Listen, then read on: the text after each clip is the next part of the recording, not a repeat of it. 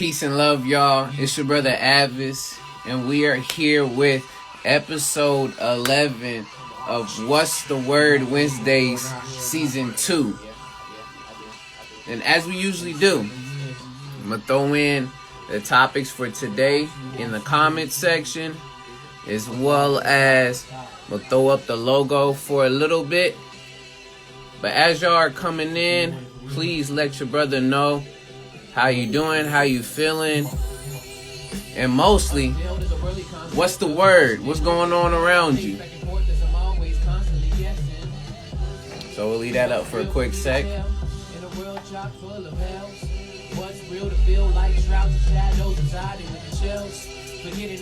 But for today's episode, we are going to be getting into the topics, which are the following. We're going to be talking about, as we usually do, current events. After current events, we're going to talk about echo chambers. And yes, echo chambers, not the physical place, but what that all is, and what does that have to do with society and us. And lastly, we're going to talk about what is human nature. So we're going to get down to the roots of things, and let's talk about this. But other than that, y'all, appreciate those who are watching now, as well as those who will be watching later here on Instagram and YouTube. Subscribe to your boy. More content to come. And appreciate your time, because you could be anywhere else, but you are here right now tuned in with this. So appreciate you. So we'll give it some time before we get ready, and then we're going to jump in with the show song and then get the show on the road. So we chilling right now. Talk to me, fam. Talk to me, world. What do we see? Are we diving in infinite waters, or in shallowly? With courage or cowardly? Tendencies that leave us tenderly to be casualties. Is it real or a fallacy? You tell me. I'm about to piece while I piece this tapestry and leave this masterpiece of imagery that I am capturing. Is it a lie to truly believe in a lie that's in belief or disbelief? I disapprove. It's for real to me since I'm proof. And boom. In my mind I can tell that it's using my heart and my will, and I'm tired of lies. I want the truth, so it's when I give it straight, needing you, and that's for real. Got the film in the back, and they will ride to the end. That's a fact. While it's that we all want the truth, but really, what does for real mean to you? Y'all let me know. What does that mean? What does that mean to y'all? You know? Right. Peace and love to brother MC0 in the building. What's going on, brother? Right. Let's do the show song, and let's get this underway. Sing along if you know. If not, it's all good.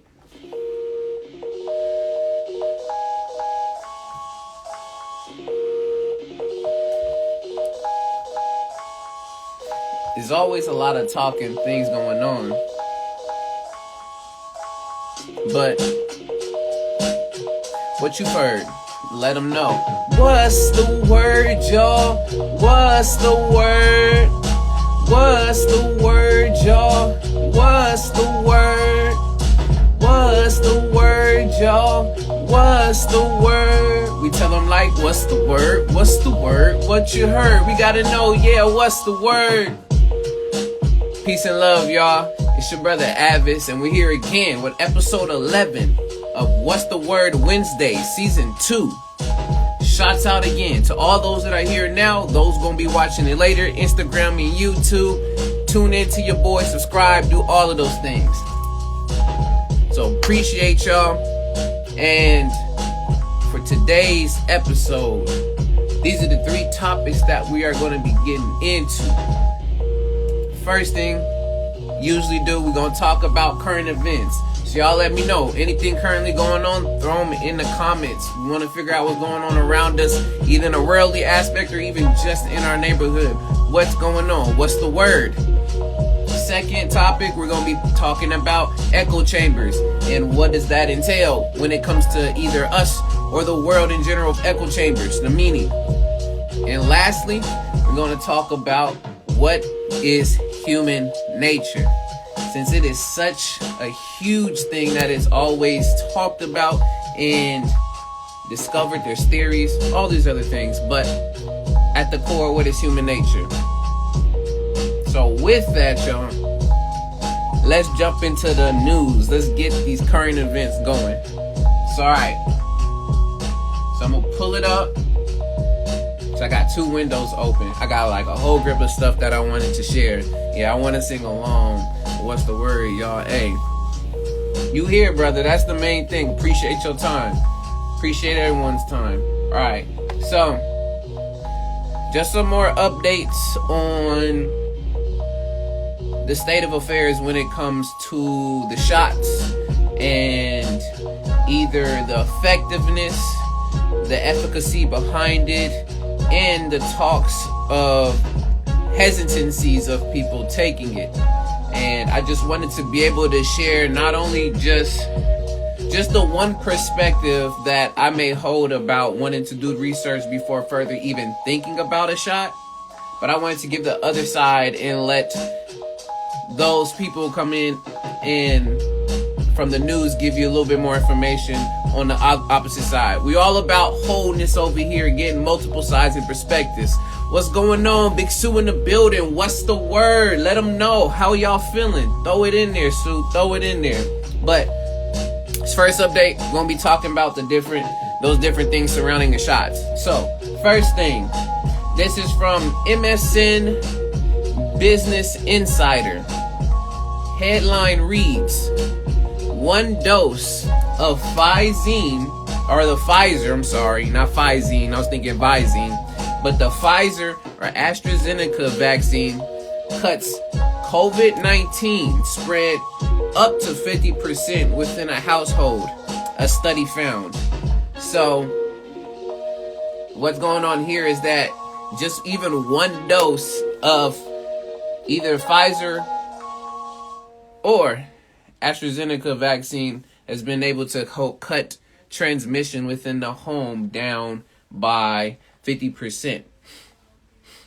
And the reason why I wanted to bring this up is, yes, there's still talk about, again, the effectiveness as well as the issues, the callbacks on not only what happened with AstraZeneca, but also with the Johnson & Johnson, and just giving you other information on the opposite side of, well, some studies are showing that it's having an effect to be helpful in a way. So, next thing it says on there, it says protection kicks in from 14 days after you've gotten this shot, regardless of your age, which is one of the factors that I've spoken on too, is we don't know too much of how potent it is depending on the age. There's another point that says it remains unclear how long protection from 1 dose lasts for. So there's been talks about this being a yearly thing, and once again, because there's a lot of trials and clinical trials still being done, I think they're in the 3rd phase right now of clinical trials to see the efficacy, but as of right now, it's still unsure about how long you're protected for, which still to this point is not 100%. So you can still get it and still have the shot, and there's still a possibility of you getting the virus still. So I'll say one more thing to this and then we'll move from there. But it says that people who had 1 dose, either vaccine or between 40 to and 50% less likely to pass the virus on to people within their household 21 days after the shot compared to those who didn't get the shot at all.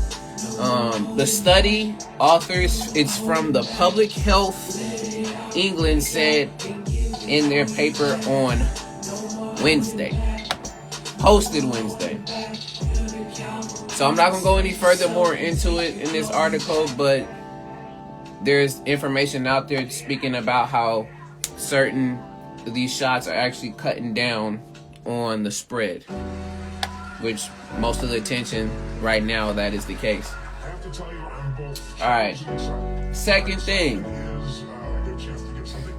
I wanted to go through and at least just state a few of the myths that have been stated by a reporter on here named Holly Yin of CNN.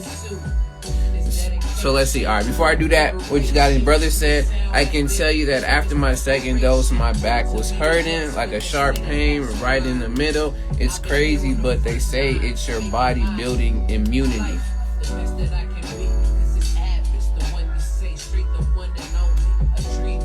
I'm literally just putting my hands up because I mean last y'all spoke about the different symptoms, or at least the side effects that they spoke on, and a lot of it did still have to do with different pains and things in the body, headaches, all these other different stuff, and that is supposed to be, those are supposed to be signs that it's doing its job. Once again, I'm not a physician, I am not a biologist, none of this stuff, so once again, disclaimer, I don't have all the facts to knowing everything, but that's at your own risk. It's at your own risk. But I want to get into some points from the CNN Health, and the headline basically says that these COVID shot myths, the reasons for not getting a shot don't hold up. In fact, they set the U.S. back. So within this article, and I'm not reading all of it, I'm just giving the picks and pieces and the parts. What's going on, Jack? I'm gonna just look at the few misconceptions or myths that this article states about the shots and people's hesitancies. So we have right now, the first thing talking about before I get into the hesitancies, it says that health experts say that we need at least 70 to 85% of the U.S. population, because he's speaking of the U.S., so anyone outside of, we don't have numbers for those outside of, for the population to have the shots to reach herd immunity. So that is still a thing that is necessary there. So now we'll get into some of the myths. So the first one, they're saying it's a myth, but I'm gonna read a bit of it. It says, we don't know the long-term side effects are. So we don't know what those long-term side effects are, saying that is a myth. And part of the rebuttal to that is, I'm gonna read just only the first, I'm not reading all of it, but it says, any adverse side effects from vaccines almost always, so almost always, keyword, show up within the first 2 weeks, and certainly by the first 2 months, and those are in quotations. Says Dr. Ashen, Dean of Brown University School of Public Health. So part of the points that is adding about not knowing the long-term effects is that literally the side effects are going to show up in between that bracket of time, and that the most serious side effects in history have all been caught within 6 weeks. So that's what Dr. Paul Offit says, and he's the director of the Vaccine Education Center at the Children's Hospital in Philadelphia, as well as a member of the FDA's Vaccines and Related Biological Products Advisory Committee. Such a long title, but this is a person that has these titles saying that, yo, if you are skeptical about, the long-term effects, just know that these show up within like the most serious side effects within getting a shot has happened within 6 weeks. So that's one of them. I'm not gonna go through the whole thing, it'll be too much. Second myth that they say is that the vaccine might hurt my fertility. And this definitely really aiming towards women, but of course men fertility is well too. And the first thing that pops up in rebuttal is, this is pure nonsense. A.D.V.I.S.S says. So pure nonsense. Just listen. There's no evidence that people have lost any fertility because of the COVID-19 shots. The rumor started with the myth that coronavirus spike protein, which mimics when you get it, also mimics the protein on the surface of placental cells, A.D.V.I.S.S says. So the false notion that when you're making an immune response to the virus, shouts out to the brother, what's going on? Good to see you in here, brother.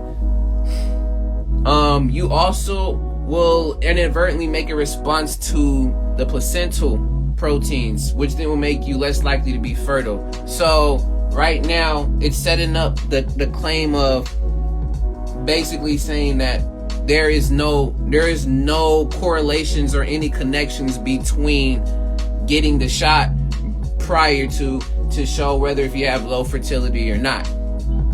But my point I would say on this before I get to the next ones is don't never rule anything out, because you never know. I mean, that's why a lot of this stuff still needs to be studied, still needs to be tested. You have to go through all of these trials to definitely see. I mean, I'm still with it, I get it, but again, we don't know all effects because everyone has different body types, have different genes, has different effects on, honestly, a lot of those different variables that add into this. So I wouldn't necessarily just say that it's pure nonsense. You never know. So next one says it's not none of your business if I don't get vaccinated. It's another one of those myths. And the reasoning for this next part says that if you don't want to end up getting this shot, you are impacting a lot of people. You're putting yourself, loved ones, and the country as a whole in jeopardy for deciding you're not going to end up doing that or telling anybody. What's going on, brother Saab? You in the building. So, only point I want to make on this about worrying about being in people's business if they don't get it or not is, it says here, first of all, that the vaccines, again, I said, they're not 100% effective. And even if your friends and family were and they got the shots and you didn't get the shot, you can still carry and spread it. That is what is being said by the article.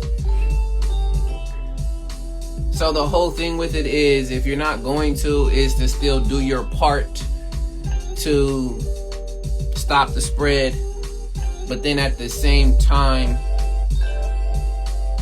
just be mindful of the choices and things that you're going to end up making. But it says, the myth says it's none of your business if I didn't or I don't get the shot. Another one says, I'm young and healthy, so I don't need to get the shot. And in this particular case, the rebuttal to it says here is that it's critical for young, healthy adults to get the shot. Many of those who refuse already have paid a price. And it's saying that the variant B.1.1.7, which it was the one that was spiking from the UK, if I am correct, is one that was highly contagious, that was hitting young adults the most, and that young adults can get long-term complications from getting the particular virus, such as chronic fatigue, loss of smell and taste, so on and so forth. So their notion behind the I'm young and healthy so that I don't need it is that you can still pay the price if you don't know what you're doing, because you don't necessarily know how it would have an effect on you.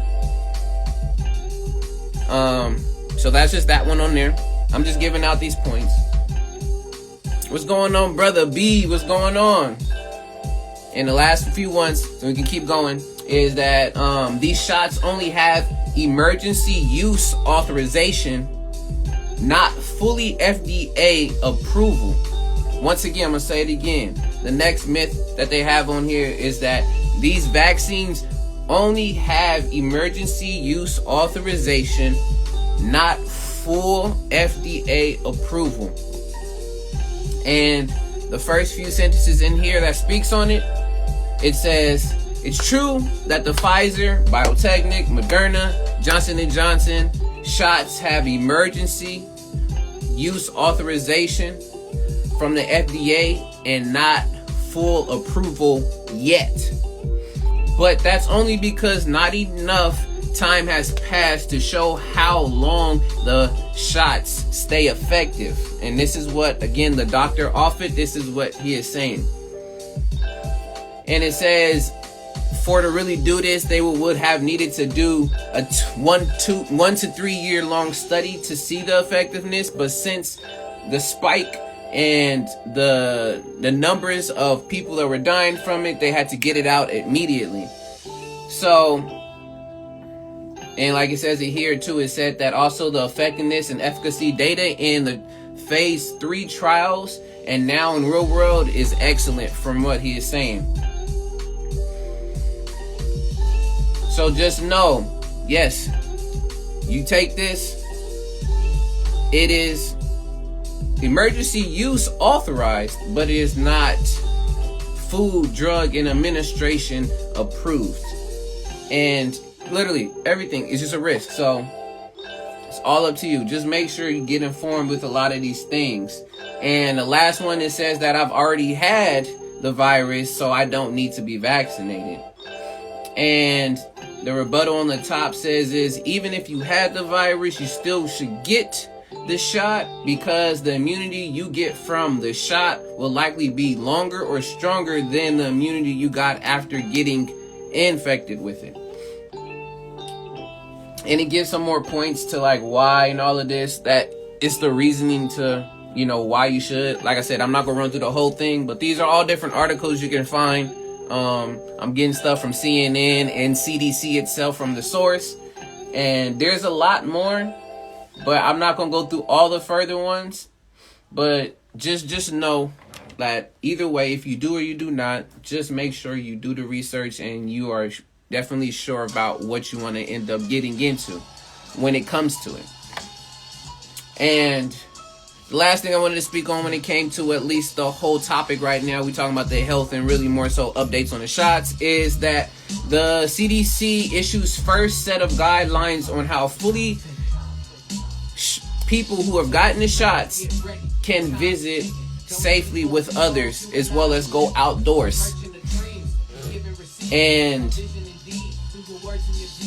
when I first heard this and I saw it, I was necessarily confused because we get rhetoric of like, no, you need a double up mask, you need to have a mask, even if you do get it, you still need a mask. And then for another second, it's like, oh yeah, no, you're good, just go outside, you don't need it, you can still practice the distancing, but you don't need the mask. So now I'm glad I at least went through this on the CDC, and it basically still talks about, even though you've gotten it, you can go outdoors in minimal in certain places. You can visit people who still haven't got it in minimal. And you can also, it says you can refrain from quarantine and testing if you do not have symptoms. But what got me, which I was like, okay, I'm glad, and I see you, Sue, I'm going to get to your point, is that even though that's the case, they're still recommending that you wear a fitted mask, you still keep the 6 feet of distance, you avoid medium and large places, get tested if you are feeling the symptoms, follow those guidelines by your employers to do so, and to also follow the CDC and the health department travel requirements if you are going to be leaving out into the world. But in short with this, what I really wanted to sum up with all of these in the shots, and knowing that even if you have gotten a shot or if you haven't, there's still that possibility that you can still end up getting it regardless of what you do. So it's very important that you keep up on your health, you keep up on the knowledge, and you keep up on the information and what you take in to help yourself combat this. So if you know you wash your hands, do all of these different procedures and things that you need to, and you're doing what you need to, all of that, and you're practicing it, then you are doing your part. And you won't necessarily need to get any of these, things if that's not what you want to do. But just know what the repercussions and the consequences can be if you do or do not. But with that, let me see. Big Sue said, that's my thing. There isn't enough information about After Effects. I'm good. The people are literally, that is what's going on. Literally getting me pigs. That's what's going on. At least from my perspective, that's what I'm seeing. So, once again, to each his own. Whatever makes you feel safer, go for it. I know mine's. Sue knows hers. A few other people that's in here, they know theirs. And even if they have, it's all of the purpose is just to help protect yourself and others around you. So just do what you need to do. But that's all the health and shots news. The last thing before we get into more of the topics is, once again, y'all, I'm not going to go so deep into it. I'm just going to brush a bit into a few of them. But once again, y'all, criminal justice and policing system is going dang crazy again. Right after we talked about this last week or last strength on the show, more and more has happened. So there's one, and I'm not going to go too long. I'm just going to give you the titles and stuff of the articles just so you know. So it says, man dies after Alameda, California police pin him to the ground for several minutes. What does that sound familiar to? Pins him to the ground for 7 minutes. And this has happened in Cali. I'm in Cali. And basically, I'll just give you two of the paragraphs. We'll leave it there and we'll continue with the next. But on Tuesday, the city of Alameda, California released police body cam footage of an interaction with a 26-year-old man who died after police pinned him to the ground for at least 5 minutes. Mario Gonzalez of Oakland died April 19th after the police previously called a scuffle with officers. The Alameda Police Department said Gonzalez suffered some sort of medical emergency after an interaction with the police. So I'm not going to say more. I'm not going to say about the other video details and things of that nature, but just know that this is another one that just recently has unfolded. I mean, this was on the 19th, but once again, we get information not on the daily, but we end up getting it, days on end, because we don't know truly.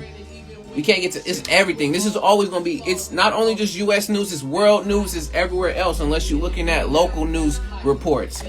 But it's another person.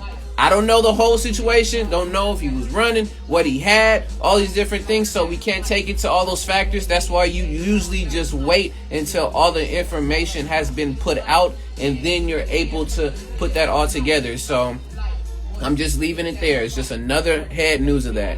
So next one they were talking about, and this one happened basically a month ago, and this was talking about an armed man who got fatally shot running away. And in this particular case, it's just a lot of talk about what are the policies behind when a suspect or a person is fleeing. What are the procedures to do so in an effective as well as a safe way for both the officers, what's going on, Kundin, as well as the community at large. But just briefly saying, 22-year-old Anthony Alvarez was shown with a gun in his hand and his back turned towards the officers, and he ran away from the police, and then he was shot in the back and he was killed. So once again, don't know all the full details of what and who and what he was doing, why he had what he had, and just the procedure behind really what do you do when a person is fleeing. But before I get to the next one, he said, do you watch the videos, the ones where people actually die in the footage? I've actually stopped doing that, so personally, due to not only the psychological effects that it can have, but as well as the distraction that it can create due to so much of it being shown at a time. So it's not like I see 1, it's 2, 3, 4, 5, and then hearing people's responses, whether if it's all walks of life, but also responses from politicians and people in the police force just brushing things over. It makes people go into a very emotional state with things. And when we're stuck within our emotions, trying to make a decision on things, and we just react rather than take our time to respond and fully take it in. So I avoid watching videos of people the whole act unless it's needed if we're having a convo or anything, but other than that, I do not. But that's another article and another news report on that.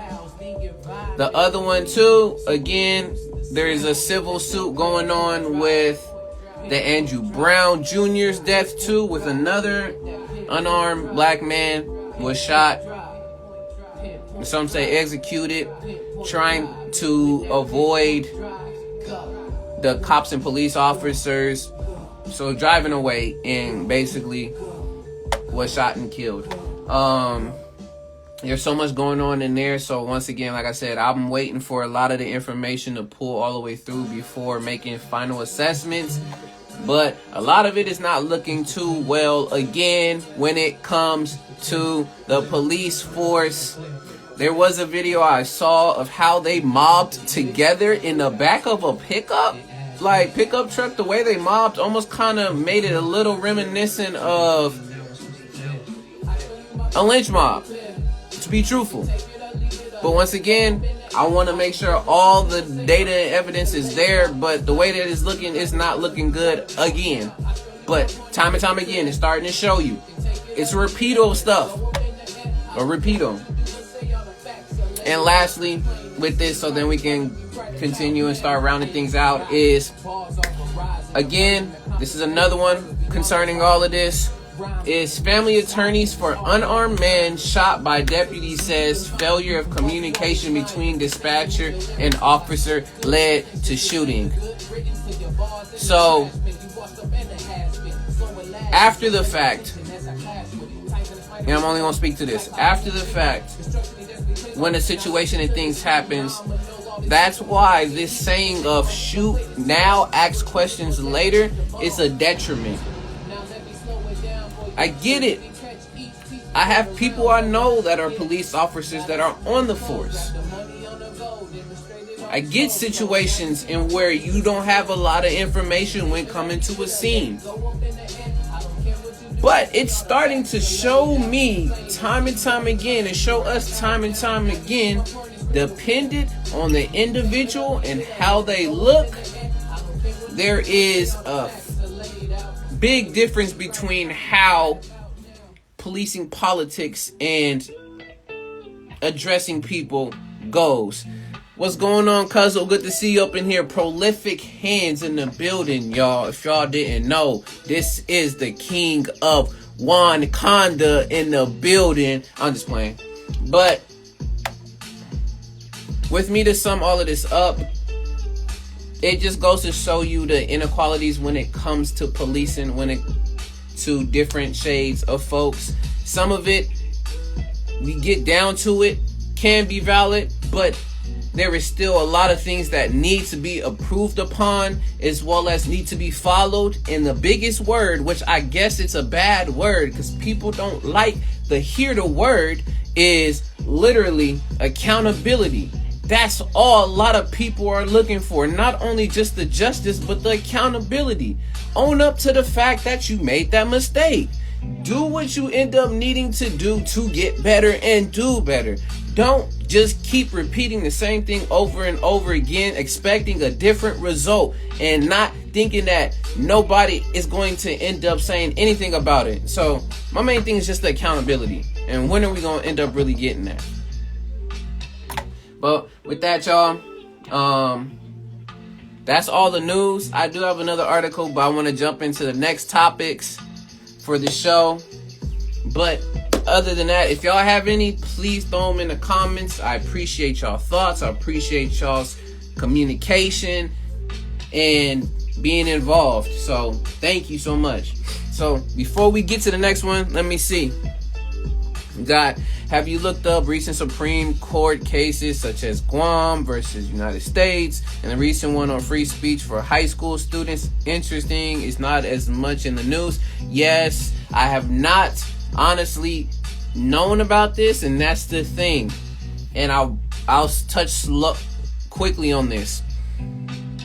That's why you have to keep an open eye, not only to what you're seeing and on the streets and what's happening around you. That's why what's the word?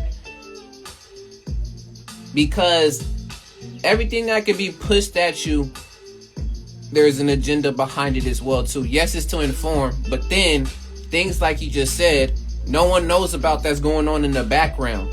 That's a part of what goes on with pushing a certain narrative. You don't find out that there's multiple other narratives that can, as much as important, or if not, it's more important, but it's not spoken on, because if people started to see and know about these things, there'd be more issues to come along with that. But have not, brother, and it's still sad in that point. But next topic, y'all more welcome to join in. Just know, disclaimer, this is gonna be on YouTube, so if you're not willing and ready, it's all good. But if you want to, please do join. So now we're going to get into the topic of echo chambers. And boy, I put some stuff up, so we good to go. But when it comes to echo chambers, y'all tell me, what is the first word or the first few words you hear when you think of when you hear the words echo chamber?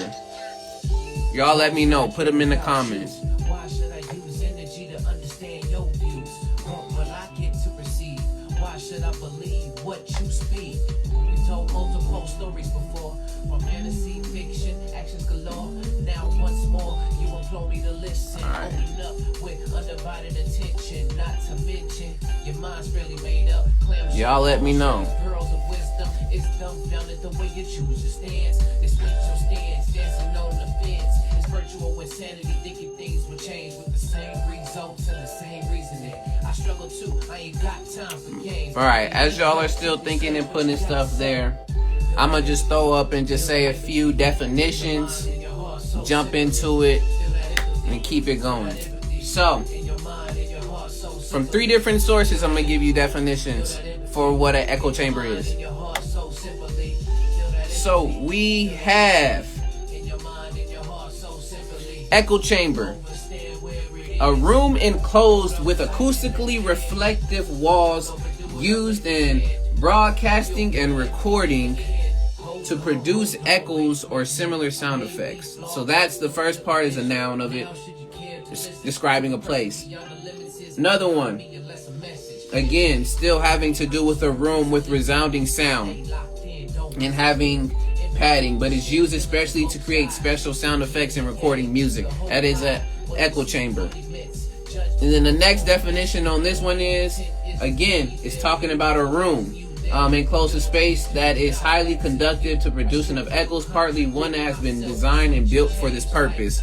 So we see this first definition is talking about it in the noun sense of a particular place. Now, next definition is dictionary.com.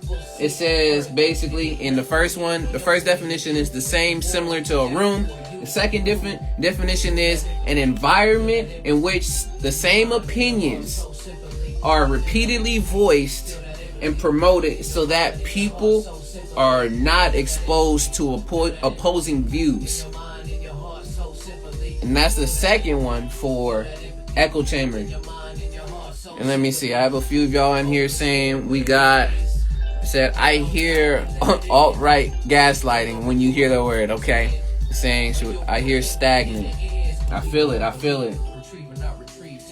And lastly, echo chamber, and this is in a sense of media, it says An echo chamber refers to situations in which beliefs are amplified or reinforced by communication and repetition inside a closed system and insulated area from rebuttal.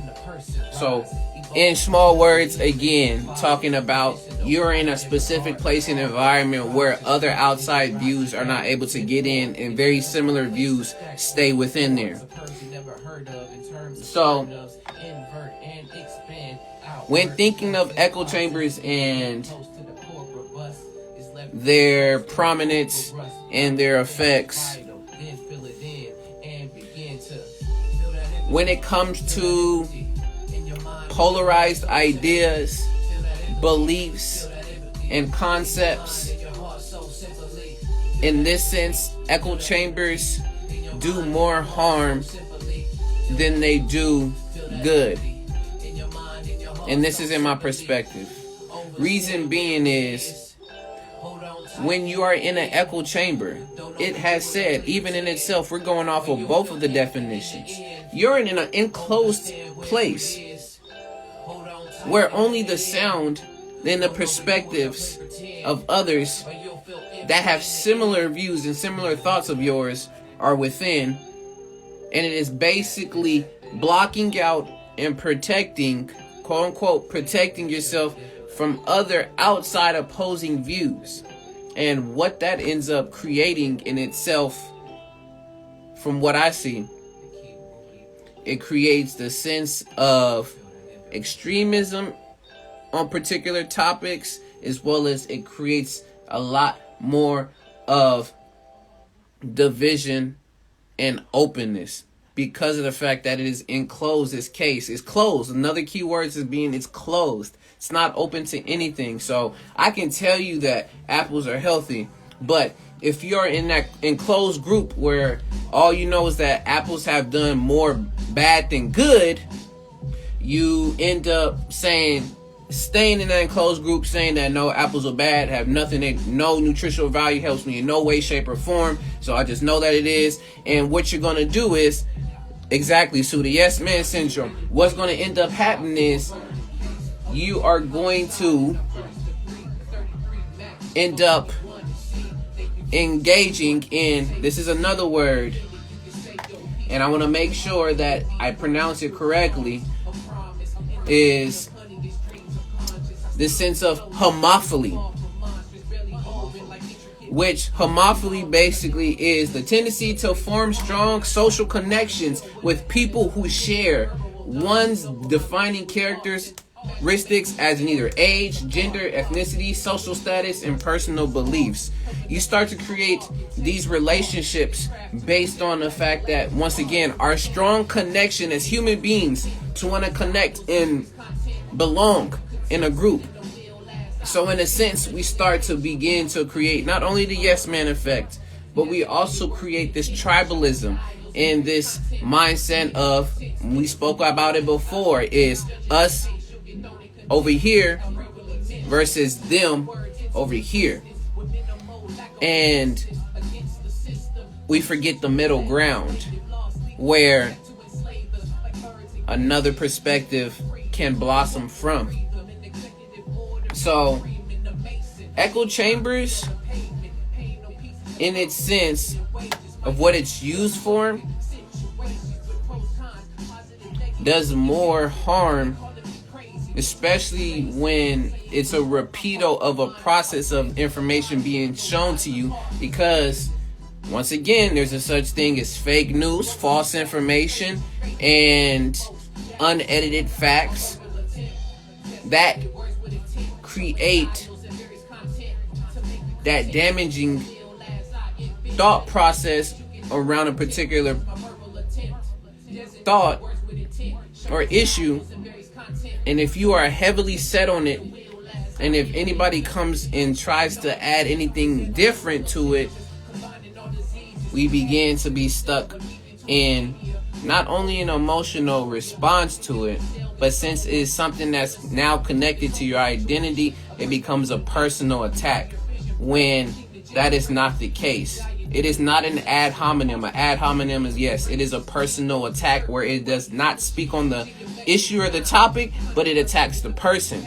But once you take on that particular persona of, I don't like apples, I'm, against apples, and then someone says, well, apple can also be good and stuff for you, you take that as a personal hit. And that's where, again, the echo chambers does more harm than it does good. It is a place where you can set a base foundation on an issue, but that is why you do not want to stay encaged and encased in a particular space for a long time, because then that's all you're going to know about that particular object, product, or issue. And you will feel that you'll know everything that you need to know about it, not knowing that you're encased and you're not able to grow further because you are enclosing yourself in a particular place. So, y'all let me know. Y'all throw some more in there too, how y'all feel about echo chambers. I wanted to also, because I was just like, you know what? Sometimes I don't even really give y'all particular studies and things, but I wanted to give a few examples of some studies by at least just giving them by name and just a quick basically rundown of what the whole study was about. Just a small, but not a lot. So there's one study that was done by Mateo et al., because I'm not going to say everybody's names that was on this, but basically they were doing a comparative analysis of echo chambers on social media and what ends up happening. Appreciate that.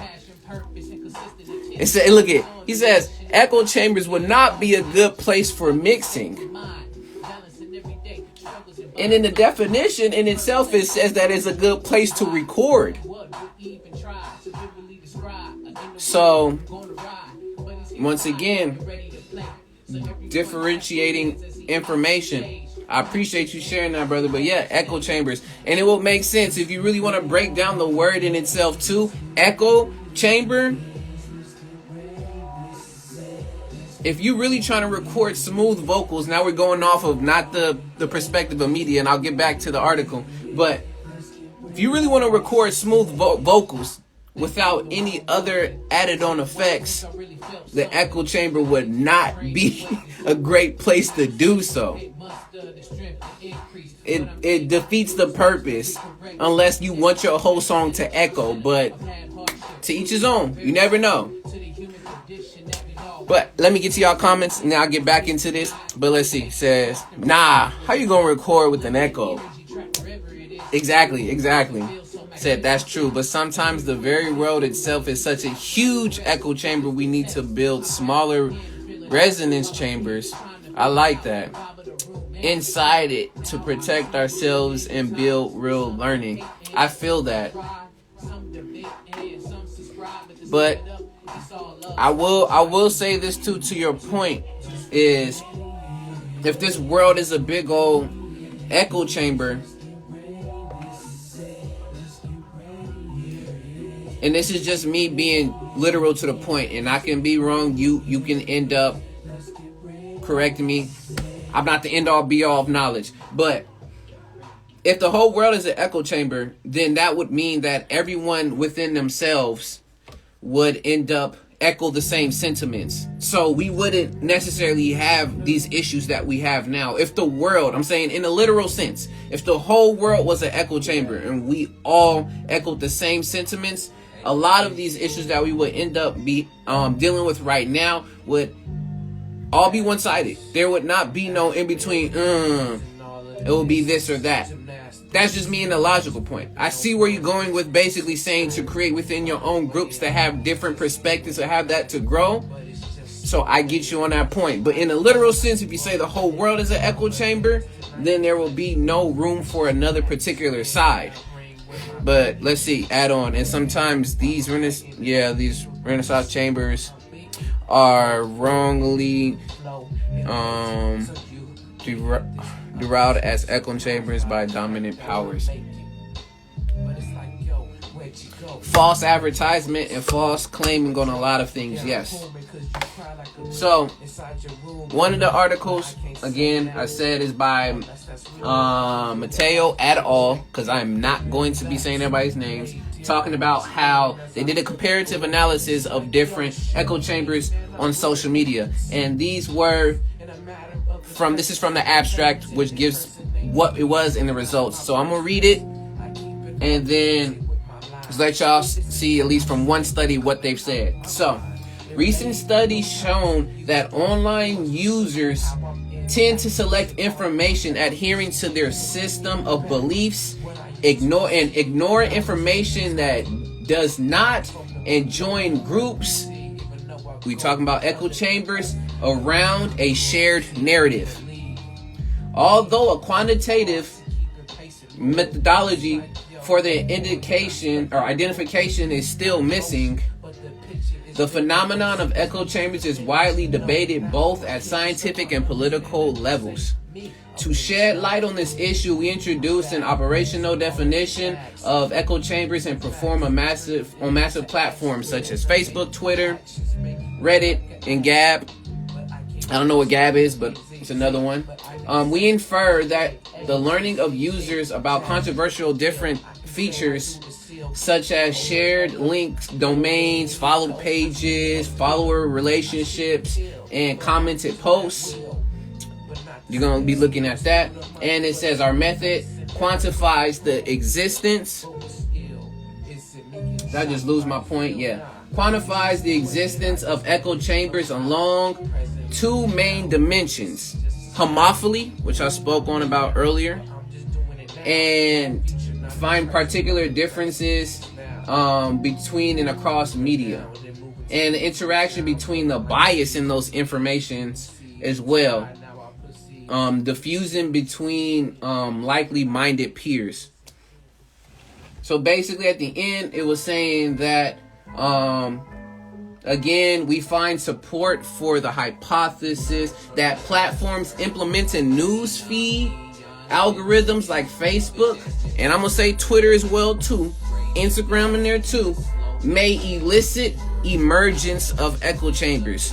So from this analysis that they did, a comparative analysis, basically they're coming out saying that literally people are going to gravitate towards information that confirms their bias, confirmation bias. So if I'm looking for information on a particular topic about how apples are good for you, and I know there's other articles that's out there that apples can be bad for you, I'm just deciding that I'm going to only put on my feed and find people or follow people that have the same view and idea of me, which in hence is causing this homophily of you following people and this sense of echo chamber. So it comes down to the person's intention and decision to decide, I'm just going to do this. And a part of that is getting at the human aspect of us wanting to connect and belong, and the whole thing on tribalism as well too. So that was just one study. I do have two others, but I'm not going to get any more deep into that. But if y'all have anything on echo chambers, please throw them in the comments and let me know how you feel about it. But all in all, in my perspective, echo chambers leave little room for growth when it comes to not just only debate, but widening your perspective on things. I personally am grateful that I have a group of multiple different individuals in my life where we not only just agree on things, we also disagree on things, but we have what I like to call reasonings. So we give reasons why we have a different perspective on stuff versus just saying yes, yes, yes, yes, yes, yes, yes to everything. Because when we think we know what we know in a particular subject and all that there is to know in this particular subject, more information and more news comes out on both sides. And for you to be able to have a well-rounded grounding and understanding, as well as get to an understanding on a particular topic and issue, you got to know both sides. You got to know multiple sides if there's even more than multiple sides. That is usually what discussions and debates are built on. There's not on just one person talk about just only one particular side in a debate and both sides have to argue that one side, there's multiple sides that person is for and against, and they have to do that. So you need to know multiple sides of that. But let's see. Yeah, I read about how YouTube recommends algorithm let people into more and more related extreme stuff, culminating in the January 6th Capitol riots. Interesting. Okay. Because the formula for engagement in social media addiction is arousal, attention, and hooked. Yes, I agree on that. My take on expanding beyond echo chambers is to go beyond the North American bubble. Exactly. Yes, that's what I'm speaking on. Itself, such as a search for TED Talk, Sierra Leone, or Thailand, for example. So looking not only, once again, not from the U.S. perspective, but yes, from a global perspective. But even within the U.S., we have a bit of taste of different global perspectives because of people that are coming into this way before they are westernized to the rhetoric that is here. But before we can even get to the worldly and global perspective, we have to be able to find parts of those here at home by us to be able to build upon that. It's great to definitely know we need to look outside of the U.S. because once again, the U.S. is not the only country or place that is here. There's multiple countries in literally continents. It's just not only us. It's not only us, U.S. It's not only just us. There's more.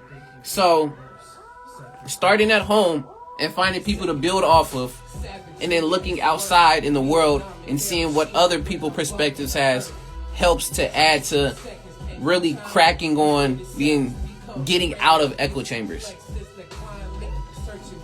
But I love that for example. Thank you. But with that, y'all, that's on echo chambers. If y'all have anything, again, please throw them in the comments. I appreciate the interaction and the engagement. Now, we are getting into our last topic,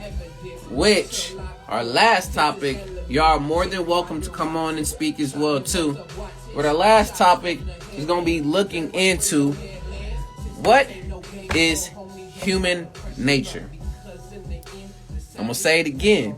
What is human nature? So before I go into it, once again, y'all let me know in the comments, what are some words you associate with human nature? What are some thoughts you associate with human nature? Whether positive or negative. Put them down in the comments. You let me know before I get into it. But let's see. Well, everything here in the U.S. is just different flavors of whiteness. Actually, it's one big echo chamber. They think they have different perspectives, but it's actually the same. I feel you, brother, but I'm not speaking particularly on whiteness and their perspectives. I'm speaking on different groups, including, yes, myself, and the knowledge that we get outside of that. So there is such things as, yes, even I know critical race theory is a thing, and all these other different theories that are used to help to have a different lens on looking at racism and all of these other sectors. But literally getting people that's outside of that, that's in here. It's for sure people that's outside of that, they know outside of the whole flavors of whiteness here. I'm not talking about those particular things. You can still take that into consideration, but you're going to have people who are still outside of that. So I still feel you on that. But I would still argue that there is people that outside of the whole dominant narrative or narratives that's given to us, people have their own narratives outside of that go against those narratives. So yeah, like what's really the difference between Democrats and Republicans or liberals and conservatives? Only on different values, but once again, I've said it, multiple other people have said it. They're literally the same. They're a part of the same system. They're a part of the same bird. We talking about left wing and right wing. Well, I know there's no bird that only got just one wing. I know there has to be two. So literally, they're a part of the same system. In this particular case, part of the same bird. So I feel you. Basically, we're in those, again, those binaries, those dichotomies of just the this or that, without seeing all the other ones outside of that. So yes, that in itself can end up being one big, huge, you know, I'm not gonna say echo chamber per se, but just something to think about. But I appreciate that.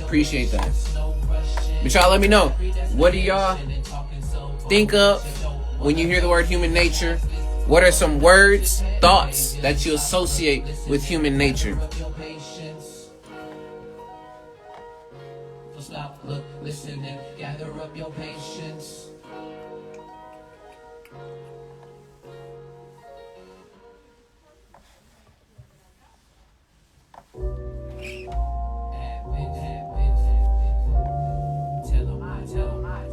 Alright, as y'all are still putting some down,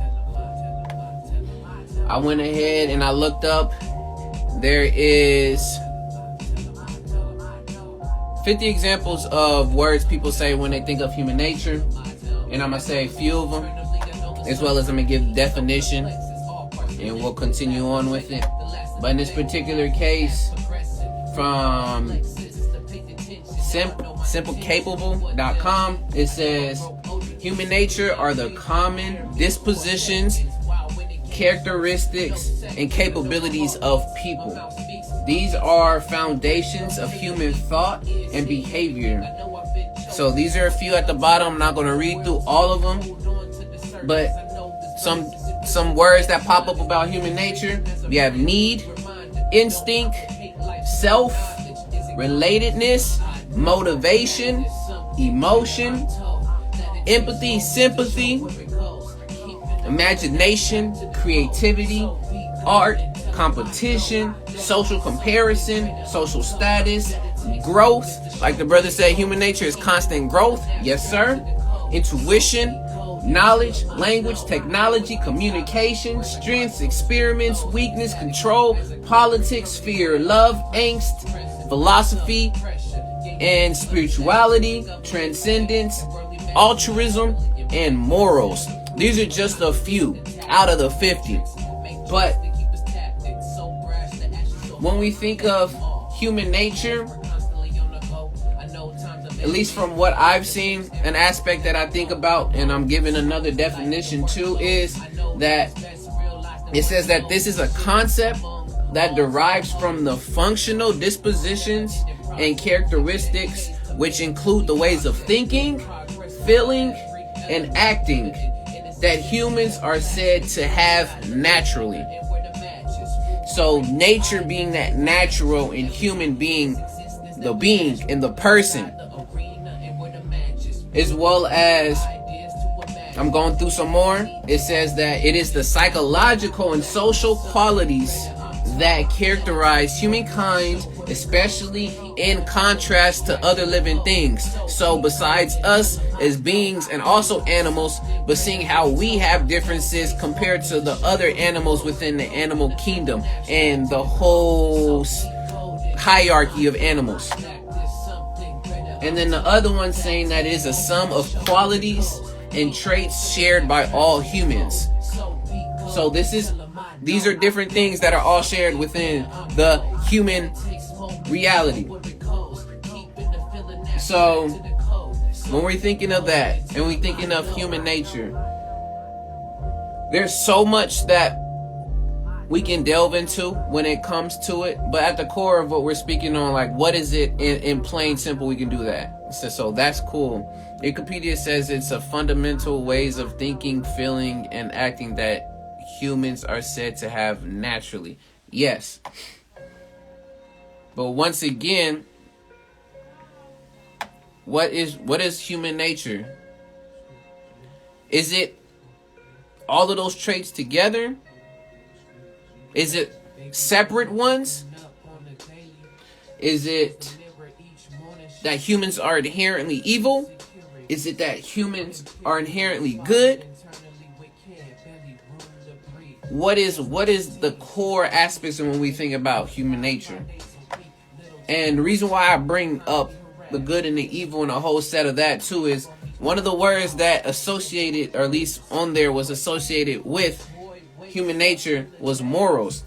Now, how do we have an innate ability to be moral? Where is that what's innately in us? Especially if we have these different theories and perspectives saying that humans are that complete opposite.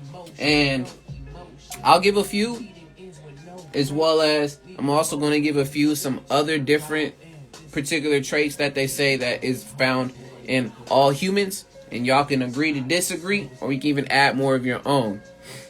But let me see. Before I do that, it's interesting. Recently, my book club is reading a story that flips the idea that humans tamed animals. In this story, the animals had to tame the violent, crazy humans.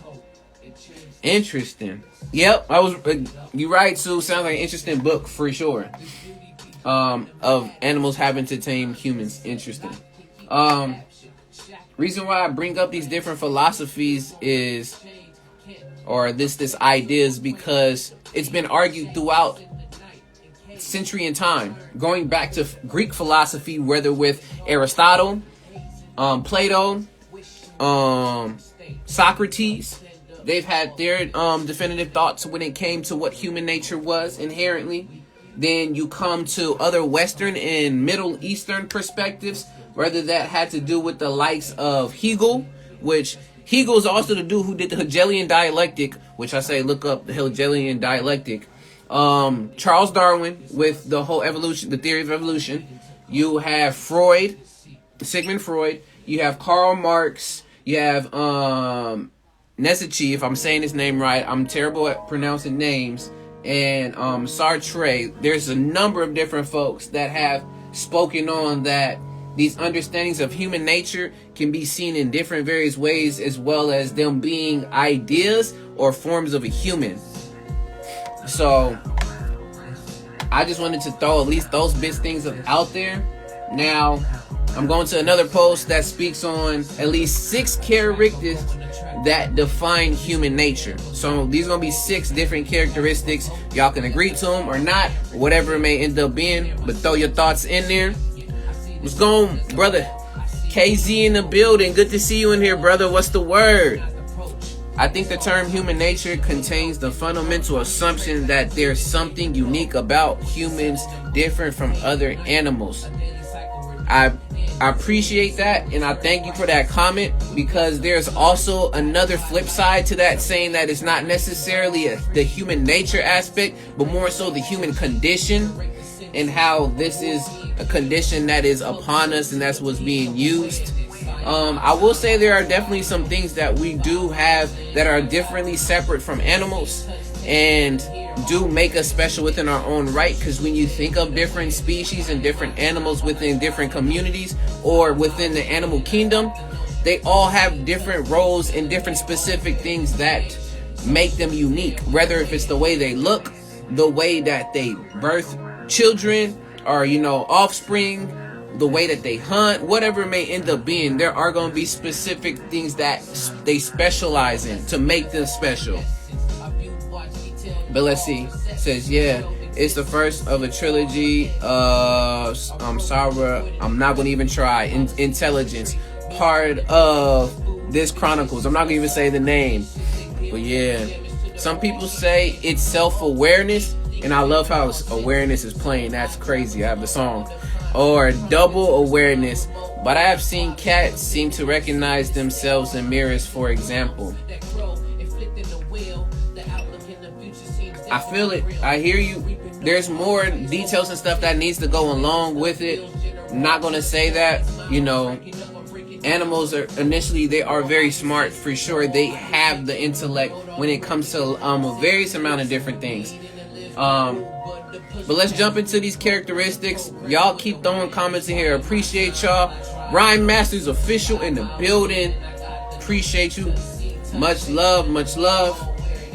But let's look at these 6 characteristics that they are speaking on that define human nature.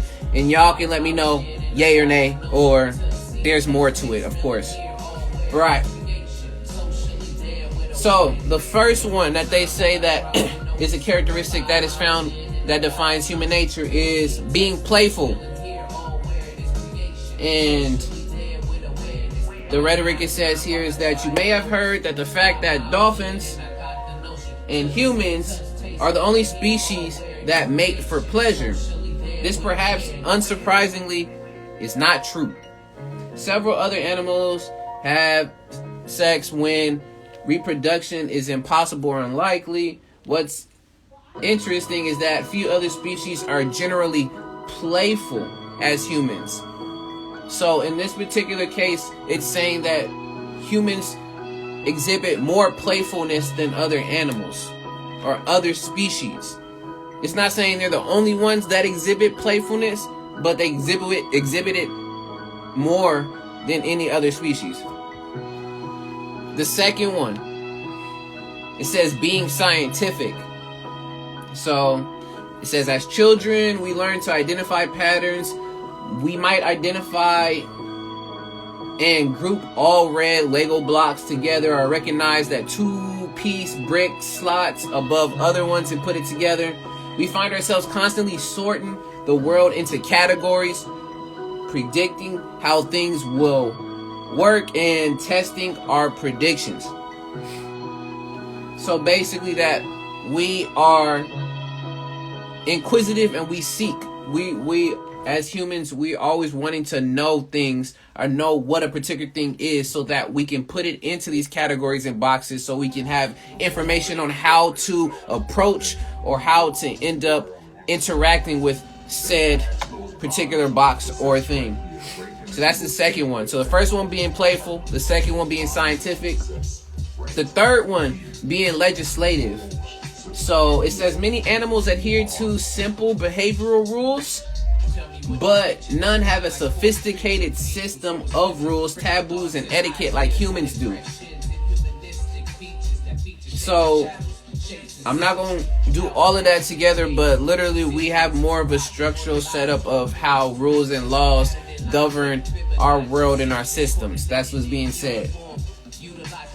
Fourth one, it says being Epicurean, which I was like, what?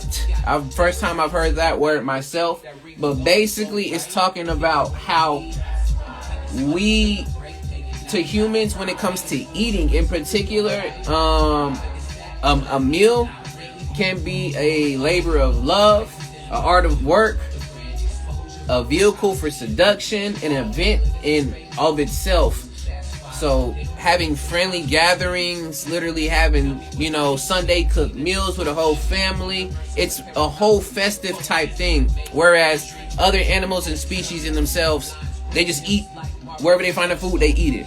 There's no preparation really much done in a very not delicate, but more so flashy way. And it's not a whole, put on event.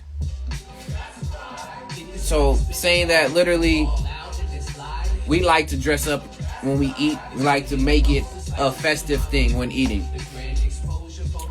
The fifth thing, it says that being clandestine, which basically is being private about sex.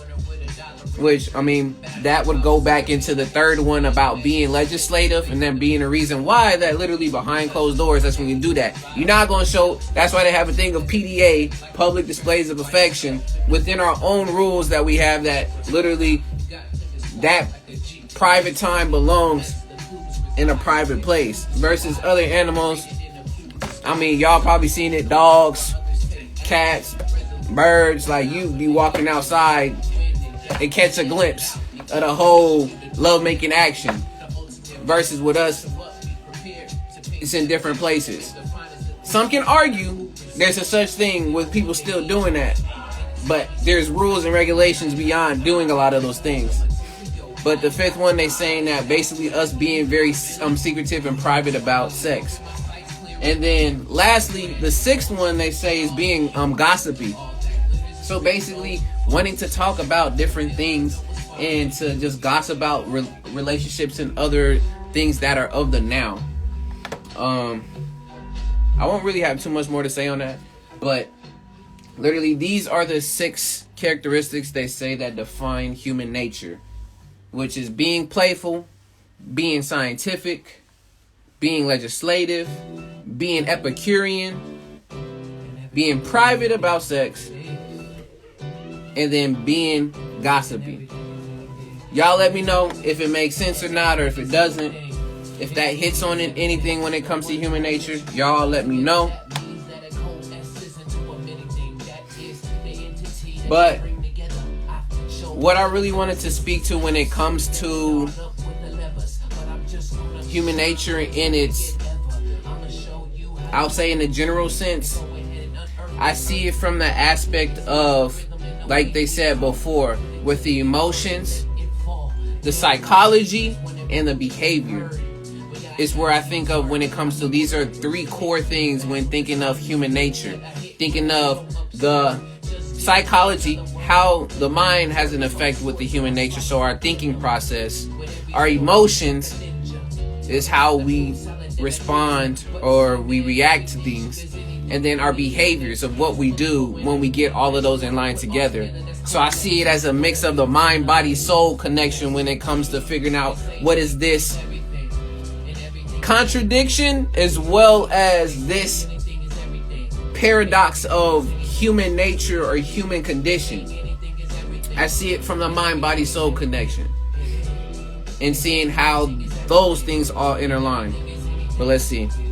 Yeah, the clothing and privacy thing. So interesting. It seems like added moral rules. Wonder when it started and why and how.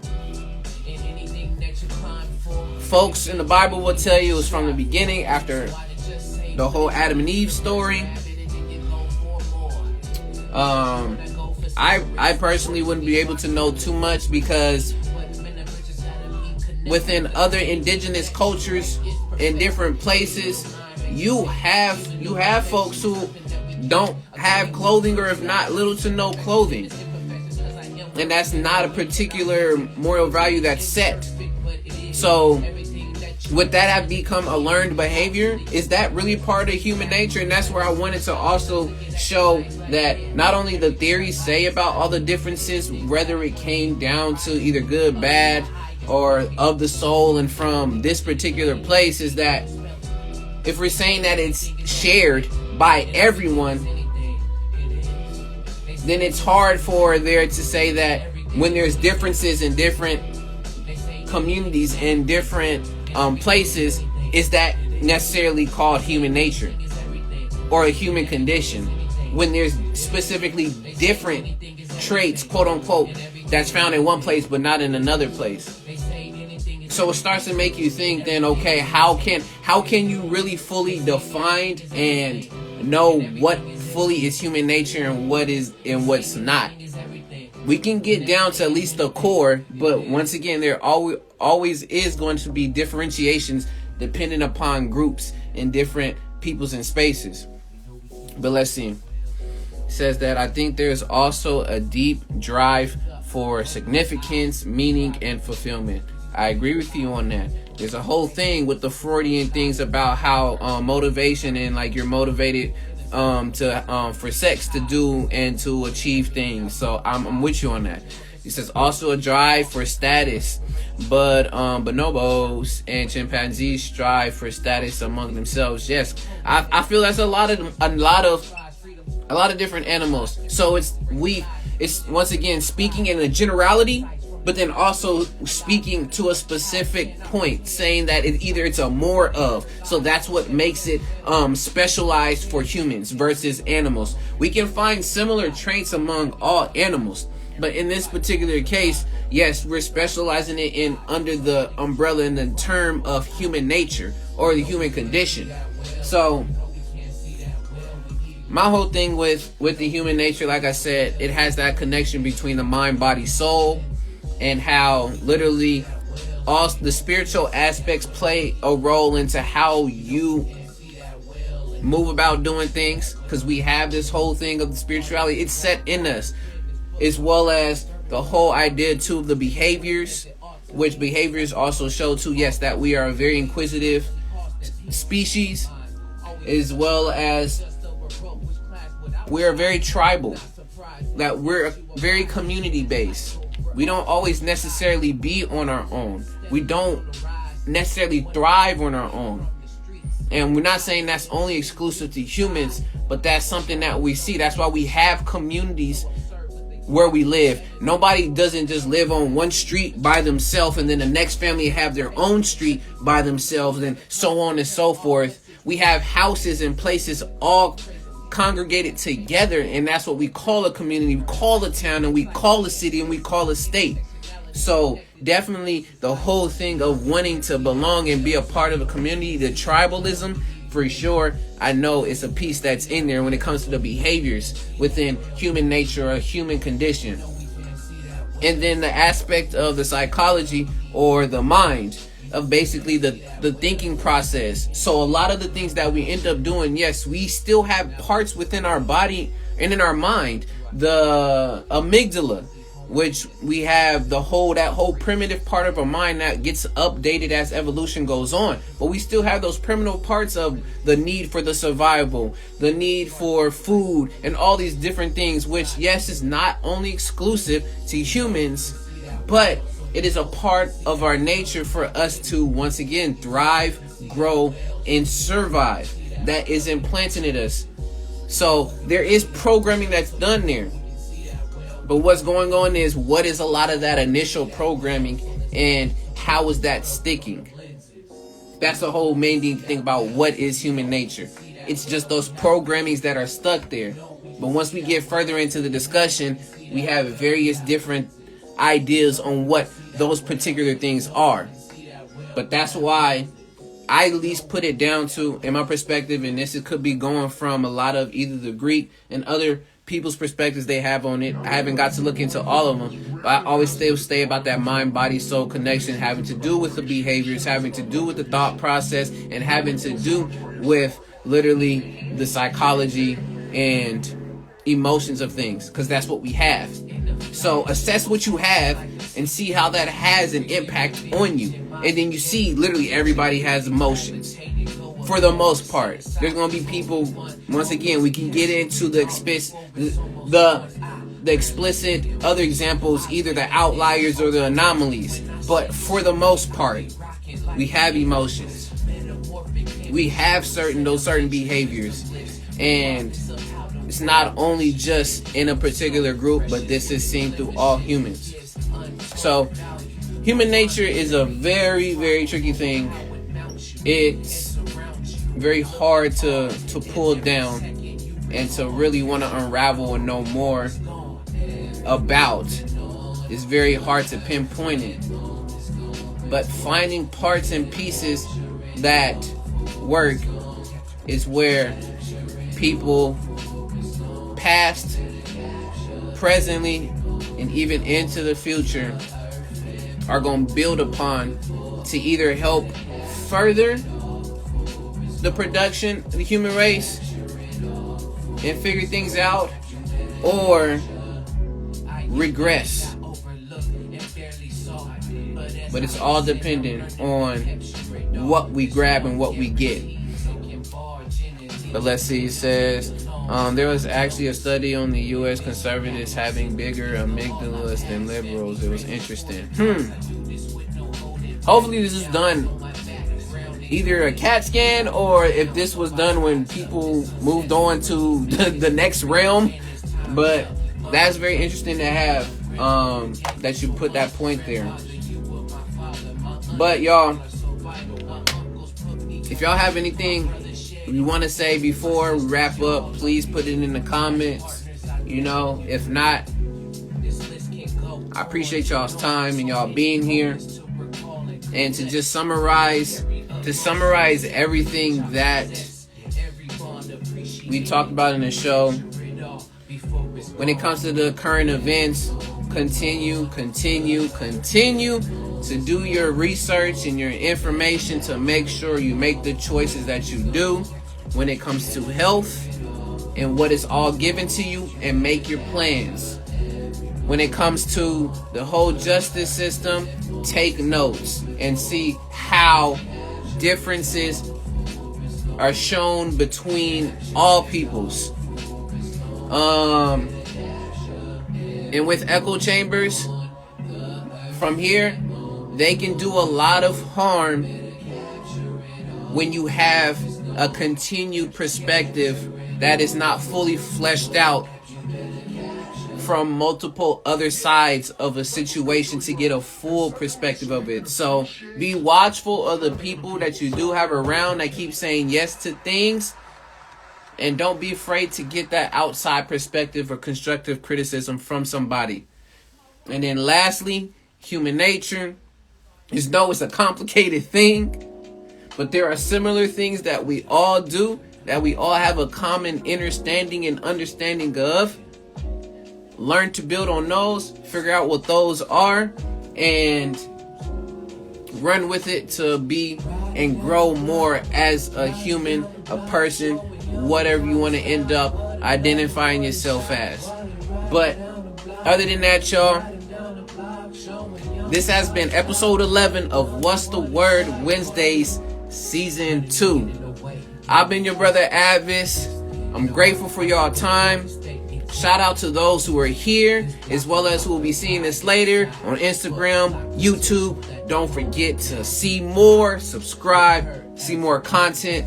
But other than that, y'all, been your brother A.D.V.I.S.S. Peace and one love. Until next time.